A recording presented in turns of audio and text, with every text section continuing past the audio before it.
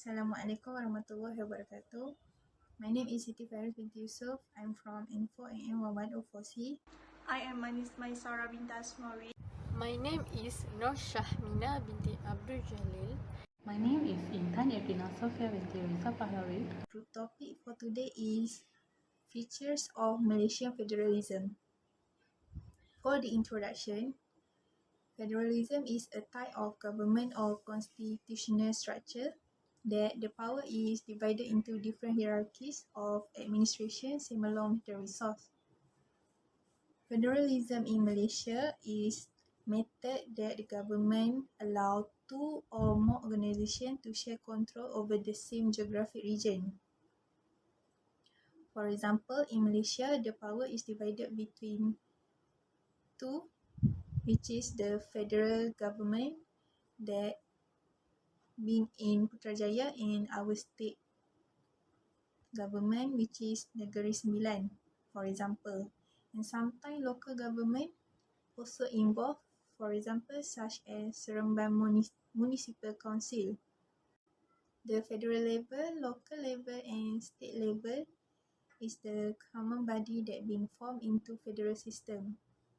And every level have its own job to maintain the peace and the harmony of the region. The statutory grant of power from center of government which at the subnational level, such as regional, local or state, and the power that devolve might be temporary. That's all. Thank you.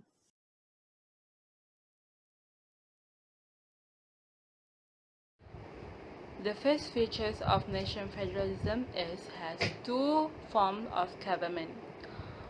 Malaysia has two forms of government. The first is the federal government and the second is the state government. The cabinet list then needs to be presented to the Supreme King before all ministers can be elected. Nationality, protection, internal security, criminal law, funding, trade, chambers of commerce, schooling, employment, and the tourist industry are the examples for the said issue.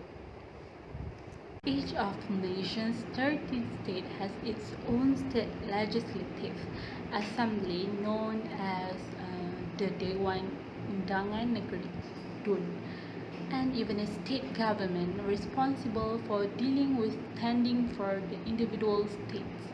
Next, the state government endorsed the Westminster parliamentary system, and each has a unicameral Dewan Undangan Negeri Dun.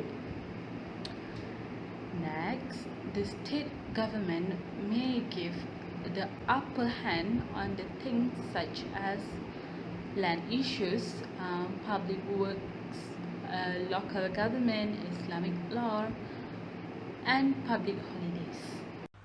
The principle of division of authority under Article 127 of the Federal Constitution applied by the federal government has been divided into three branches, which are the executive, legislative, and judicial body. The first branch is legislative body.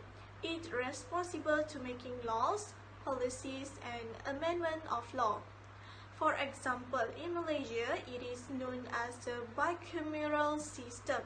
This system exists when the legislature is organized into two houses, which are the upper house and lower house. Next, the executive body is a branch of government for executing, enforcing, and put into effect the law legislated by the legislative body.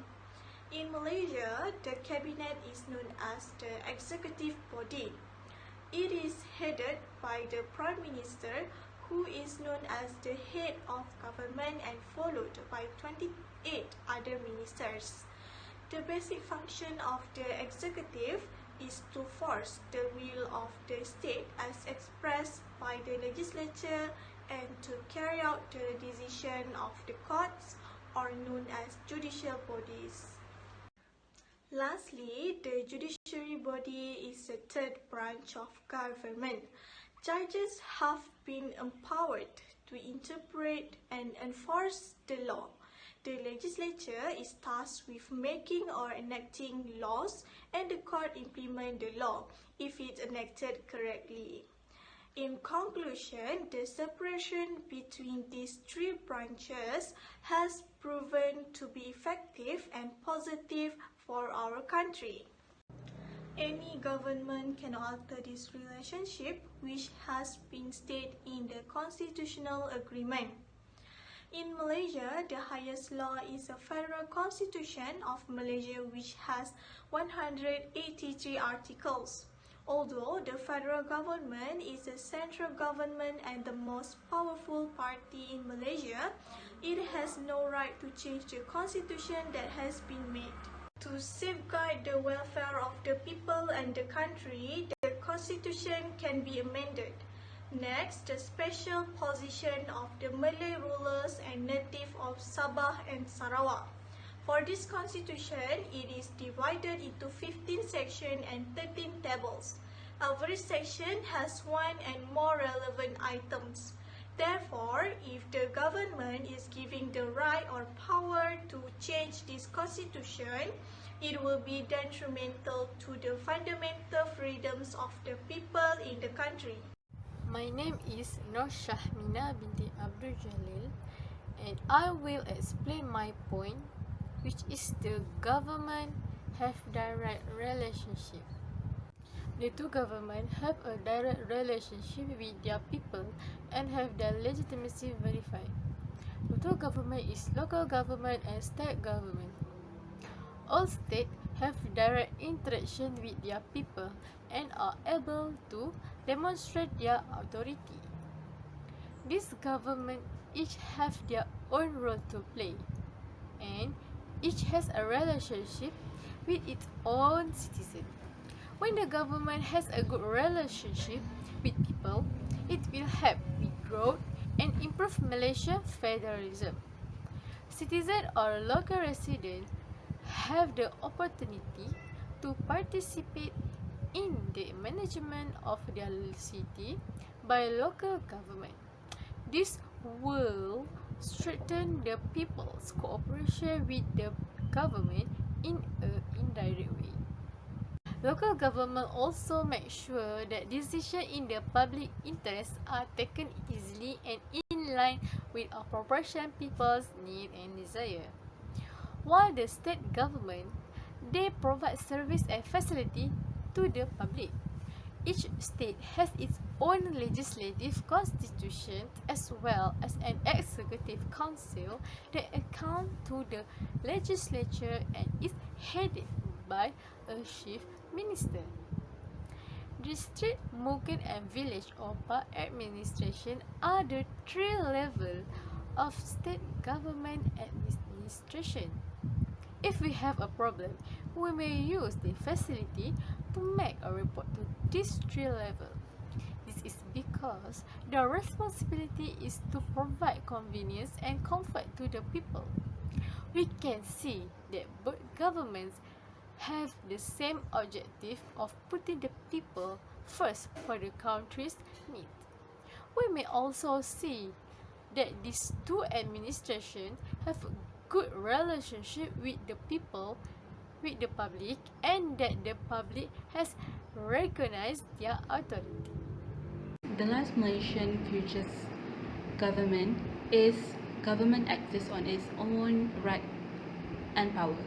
They implement the policy by their own integrity to ensure all public people can obey and follow the rules that set by them. For example, the implementation of movement control order in Malaysia conducted to make sure people follow the standard operation procedures called SOP to avoid the spread of COVID-19 virus. This can show that their ability in influencing other people's behavior, and this is how they gain the sovereignty. Next, the assistance is because they want to provide citizens with the criteria for daily life, protect them from outside interruption, and commonly provide for their well-being satisfaction.